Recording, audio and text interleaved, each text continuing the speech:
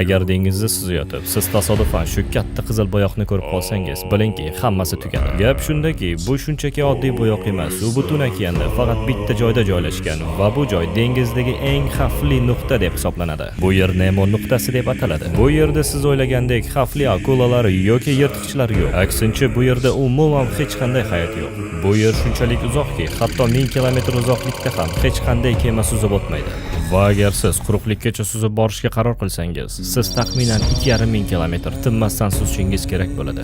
Bu esa deyarli imkonsiz. ishonish qiyinki, sizga eng yaqin odamzod tepadan uchayotgan kosmonavtlar bo'ladi. Qor dengiz ochib qolsa, oziqlanishga hech narsa yo'q. Signal ham ilmaydi, faqat sukunat va bo'shliq. Ko'pchiliklar buni dengiz sahrosi deb ataydi. Bir xil insonlar bu yer qadimiy va bahaybat maxluqlarning makoni deb ishonishadi va bir xillar esa bu yerda o'zga sayyoraliklarning bazasi bor deb yurishadi. Bitta narsa aniqki, aynan shu joy atrofiga NASA o'zining ishlamay qolgan sun'iy yo'ldoshlarini tashlaydi. Ya'ni bu joy fazoviy qabriston. Kontentimiz yoqqan bo'lsa, sizlardan bitta like va bundanda qiziqroq videolar uchun kanalimizga obuna bo'lishni unutmang.